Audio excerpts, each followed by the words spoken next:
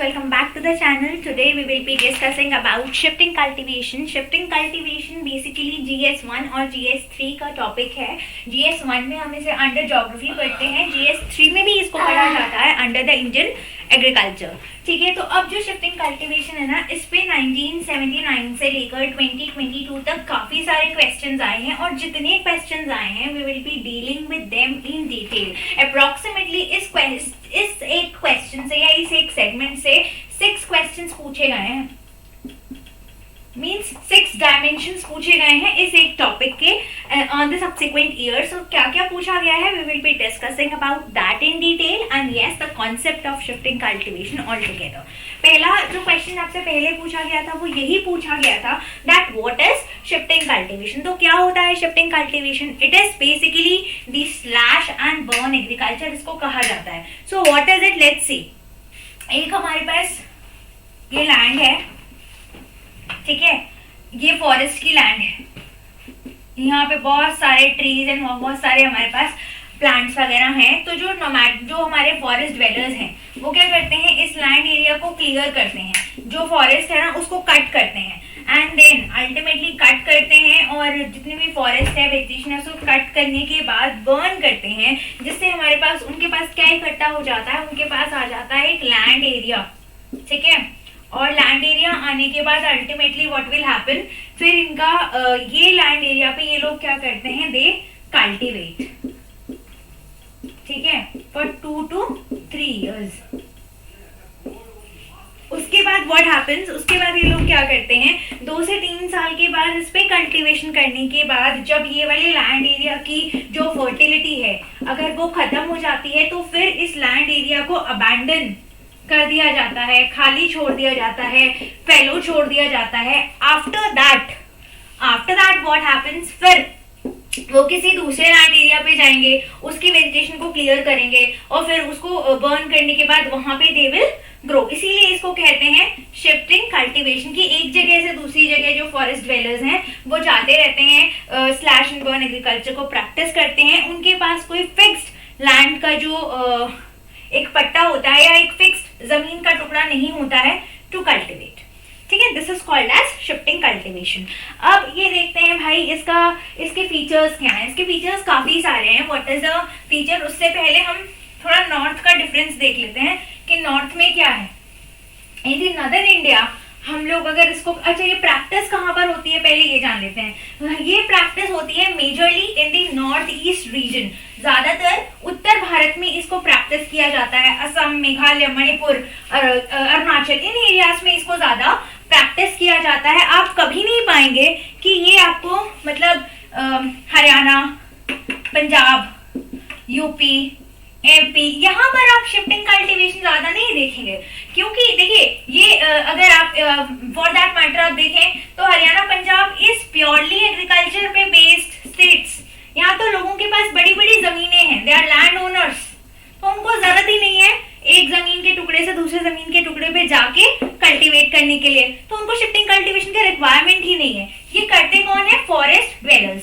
ठीक है, तो लास्ट में हम जब इसके डिसएडवांटेजेस पढ़ेंगे विल बी डिस्कसिंग दैट कि इसका एक इशू क्या है. तो अब हम बात करते हैं आफ्टर नोइंग अबाउट कि ये कहाँ कहाँ होता है. देखो होता कहाँ पर है, ये आपको मिलेगा north eastern state of India. ठीक है, बेसिकली, और ये वर्ल्ड ओवर प्रैक्टिस किया जाता है. इवन जो नियोलिथिक मैन है, सबसे पहले जो प्रैक्टिस एग्रीकल्चर में किया गया वो शिफ्टिंग ही किया गया. ओल्डेस्ट प्रोसेस है. प्रोसेस भी I will be telling you. हालांकि मैंने आपको बताया वो प्रोसेस का ही पार्ट था कि हम एक लैंड का एक पीस ऑफ लैंड लेते हैं. ठीक है, उसमें ये मतलब जो फॉरेस्ट होता है उसको हम पहले कट करते हैं, उसकी सारे ट्रीज वगैरह को. ठीक है, और उसको कंट्रोल्ड वे में वो ट्रीज और बुशेस को बर्न करने के बाद अल्टीमेटली क्या आएगा, हमारे पास एशेज आ जाएंगी. क्या आ जाएगी, राख. और वो राख क्या है, वो रिच होती है इन द न्यूट्रिएंट्स, पोटैश वगैरह में. ठीक है, तो फिर क्या होता है, अब यहाँ तो हमें एक लैंड का टुकड़ा मिल गया. होगा क्या, होगा ये कि जब बारिश होगी ना तो वो जो ऐश है, वो जो राख जो हमें मिली है, that will leach down in the soil. Leach in the soil. Ultimately what will happen after leaching in the soil, फिर जो लैंड है नाउ वो फर्टाइल हो जाएगी. और इसमें क्या होता है अल्टीमेटली, फिर जब बारिश आ गई तो अब फर्टिलिटी हो गई लैंड में। अल्टीमेटली अब जो लैंड है उसमें बड़े बड़े होल्स डिग किए जाते हैं प्रिमिटिव टूल से, ठीक है, होल्स डिग करते हैं ताकि आप सो कर सकें, किसको, सीड, बीज की रुआई या उसको जो है बोया जा सके, ये सारी इसमें किया जाता है। अल्टीमेटली दिस इज हाउ ये जो कल्टीवेशन है किया जाता है, और इट इज लेबर इंटेंसिव। इसमें मशीन का आप इस्तेमाल नहीं करते हैं ज्यादा, लेबर इंटेंसिव है, ह्यूमन लेबर का इस्तेमाल होता है। इसमें भी अगर आप देखें टू बी प्रिसाइज, ज्यादातर विमेन और चिल्ड्रन ये कोलैबोरेशन में काम करते हैं, ठीक है। तो दिस इज इट। होता कहाँ पर है, मैंने आपको बताया नॉर्थ ईस्टर्न स्टेट्स में होता है, ऑफ मेघालय, अरुणाचल, असम, ठीक है, मणिपुर, यहाँ पर ये होता है। और अलग अलग इसके नाम हैं, काफी सारे नेम से इसको जाना जाता है। कुछ मैं आपको यहाँ पे बता देती हूँ, जैसे it is called as jhum cultivation, ठीक है, shifting cultivation, primitive agriculture, migratory agriculture, etcetera etcetera, ठीक है। बहुत सारे इसके मल्टीपल नेम्स इसी एक टॉपिक के या इसी एक कॉन्सेप्ट के हैं। अब लेकिन फीचर्स क्या हैं इसके? फीचर्स मैंने आपको बताया कि एक लैंड एरिया है उसको मतलब फैलो छोड़ दिया जाता है आफ्टर कल्टीवेशन। 2-3 साल तक एक लैंड एरिया पे कल्टीवेट करने के बाद उसे खाली छोड़ देंगे, ये सोचकर कि जो लैंड है वो रिप्लेनिश कर लेगी अपनी फर्टिलिटी, ठीक है। दूसरा इसके साथ में क्या है कि आप स्लैश एंड बर्न का इस्तेमाल करते हैं, यू बर्न द वेजिटेशन। तीसरा, केमिकल फर्टिलाइजर का इस्तेमाल इसमें नहीं होता है, it is purely organic. A question for you people. Do answer me in the comment section. Which state of India is first organic state? Bharat का कौन सा राज्य ऑर्गेनिक स्टेट बन गया है, द फर्स्ट, ठीक है। उसके अलावा, और मैंने यहाँ पे आपसे स्टेट पूछा है, यूनियन टेरिटरी नहीं, थोड़ा ध्यान से। Then now let's consider replenishment के बाद। अब यहाँ पे हमने ये देखे इसके फीचर्स के बाद हमने देखा कि फैलो हो जाती है, वेजिटेशन हमारे पास है, और इसको इस तरीके से प्रोसेस में मैंने आपको बताया कि कैसे इसको किया जाता है। अब आते हैं भैया इसके एडवांटेजेस और डिसएडवांटेजेस पे। तो एक बार मैं आपको वो बता देती हूँ और एक बार हम कंपेयर कर लेंगे इसको। Will discuss the advantages and disadvantages in detail. Let's consider, just give me a moment.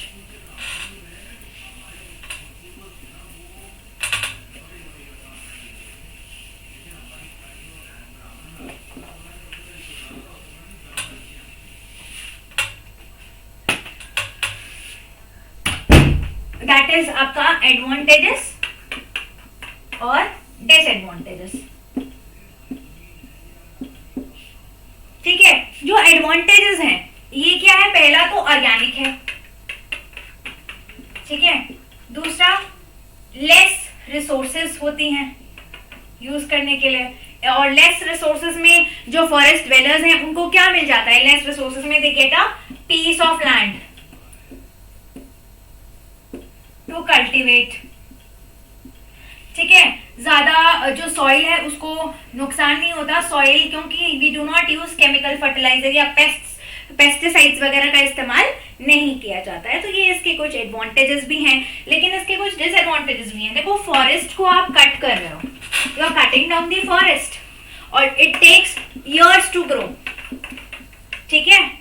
तो आप कट कर रहे हो, within weeks, within days वो एरिया जो है अबैंडन हो जाता है। उसके बाद 2-3 साल वहां कल्टीवेट करने में जो थोड़ा सा आपको प्रोडक्शन बेनिफिट होगा, उसके बजाय जो हमें नुकसान होता है ना of the forest, that is very high, बहुत ज्यादा है। उसके बाद नेक्स्ट जो नुकसान है वो बायोडाइवर्सिटी की लॉस का है। अब बायोडाइवर्सिटी पहले आप जान लें कि बायोडाइवर्सिटी बेसिकली एक टॉपिक है, अलग से आपको पढ़ना है in general studies paper 3 under the segment environment. उसको भी हम लोग कवर करेंगे about biodiversity there also. Let's see. तो जो बायोडाइवर्सिटी है उसमें 2 चीजें होती हैं। क्या क्या होता है? देखो, एक तो होते हैं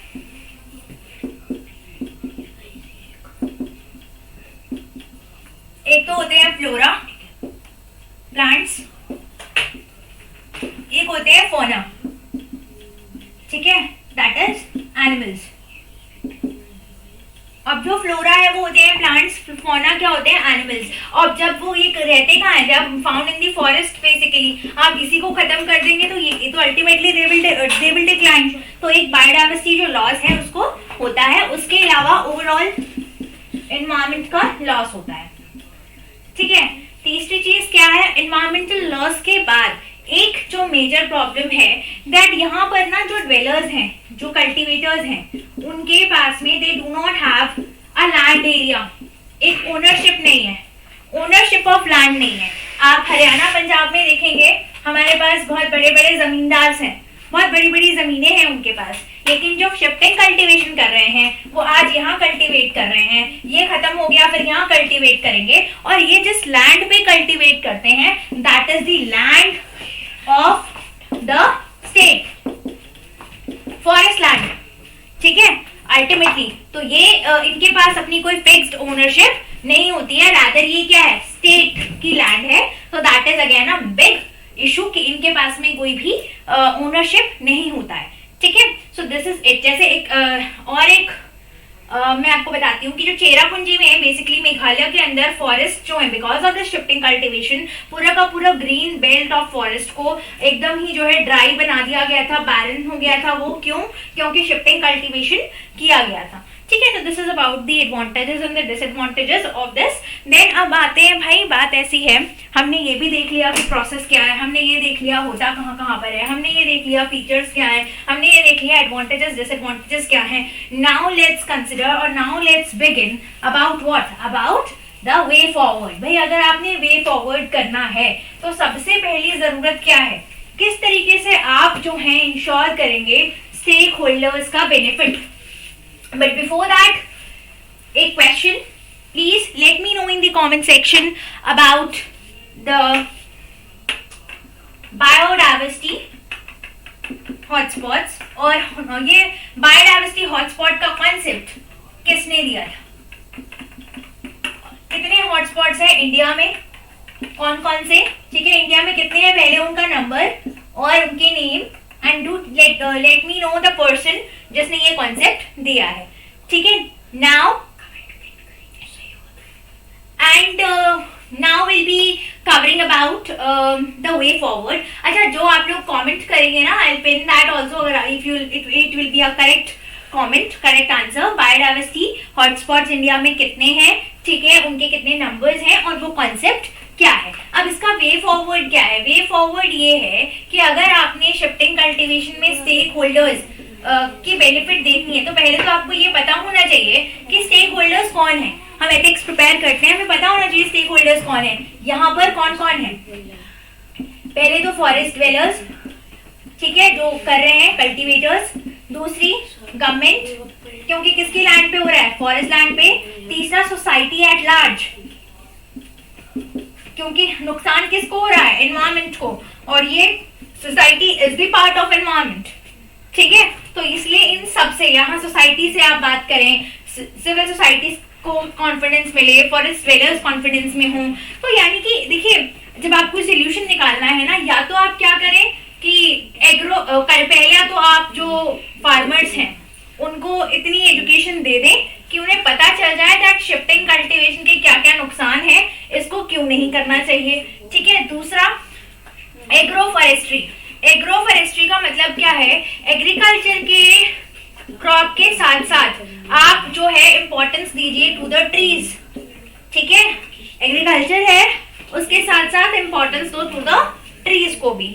ठीक है, मतलब आप जो कल्टीवेटर है उनको कहिए कि अपने क्रॉप के साथ आप फॉरेस्ट के जो ट्रीज हैं उनका भी ख्याल रखेंगे। तीसरी जो चीज है, देखो ये जो प्रॉब्लम है ना, ये स्टेट टू स्टेट इसकी इंटेंसिटी, इसका लेवल, इसका तरीका अलग अलग है। तो इसका सोल्यूशन जो निकल कर आएगा बेस्ट, वो तब आएगा जब सारे स्टेक होल्डर्स जिनकी मैंने यहाँ बात की, they will collaborate with each other, और वो आकर के इसका सोल्यूशन देंगे। ठीक है, this is all about it. तो यहाँ पर ये था हमारा वे फॉरवर्ड। तो ये हमने शिफ्टिंग कल्टीवेशन के बेसिक सारा पढ़ लिया, और इसमें जो मेंस में क्वेश्चन पूछे हुए हैं मैं आपको एक बारी वो भी पढ़ के बता देती हूँ, क्योंकि ये सारा का सारा मैंने पास्ट ईयर के पेपर 1979 से 2022 का बेस लेकर के आपको सॉल्व किया है सारी चीजें। देखो क्या क्या पूछा था पहले, let me give it a reading for you. What is shifting cultivation? Where in India does it has been resorted to? मतलब कहाँ किया जाता है? Consider the consequences. इसके consequences बताने हैं and steps to prevent the practice. ठीक है, उसके बाद shifting कल्टीवेशन और कहाँ इसको कैरी किया जाता है, सेम क्वेश्चन है, कोई अंतर नहीं है इसमें ज्यादा। फिर तीसरा क्वेश्चन फिर से पूछा है, मेंशन द स्टेट्स जहां पर इसको प्रैक्टिस किया जाता है, 1990 का ये क्वेश्चन है। उसके बाद आपसे फिर क्वेश्चन पूछ रहा है what is shifting cultivation, describe the salient characteristics, जो मैंने आपको बताए थे, या फीचर्स अगर आता है या कैरेक्टरिस्टिक्स अगर आते हैं तब आपको यही लिखना है with respect to India, Bharat के संदर्भ में हमसे पूछा गया है। उसके अलावा फिर आपसे एक क्वेश्चन पूछा गया, right A short note on zoom cultivation. अब जूम कल्टीवेशन या जूम खेती, इसको इस तरीके से भी लिखा जाता है, कई बार जूम कल्टीवेशन के नाम से आता है, कई बार जूम खेती के नाम से आता है। और ये है क्या zoom cultivation, it is nothing but shifting cultivation, तभी भी आपको ये लिखना है। फिर नेक्स्ट क्वेश्चन जो है, right A short note on zoom cultivation के बाद उसके प्रोसेस और कॉन्सिक्वेंसेस। प्रोसेस मैंने आपको बताया किस तरह से किया जाता है, और कॉन्सिक्वेंसेस का मतलब क्या है, आप इसके इम्पैक्ट बताएंगे। और कॉन्सिक्वेंसेस का जब मतलब होता है ना, जब हम कॉन्सिक्वेंसेस की बात करते हैं तो ज्यादातर हम नेगेटिव एस्पेक्ट्स पे फोकस करते हैं, ठीक है। तो अगर आप इसे लिख रहे हैं, आप पॉजिटिव के साथ साथ नेगेटिव बताकर फिर वे फॉरवर्ड भी बताएंगे, तभी भी ये क्वेश्चन आराम से टैकल हो जाएगा। This is all about it. और एक क्वेश्चन था अलग से ही आपसे पूछ लिया गया कि right A short note on the negative impacts of shifting cultivation. तो ये पूरा टॉपिक है जो GS1 GS3 में हमने कवर कर लिया। This is all about it in this video. Do like, share and subscribe to the channel, and yes, do let me know the answers to the questions I asked in the video. Thank you.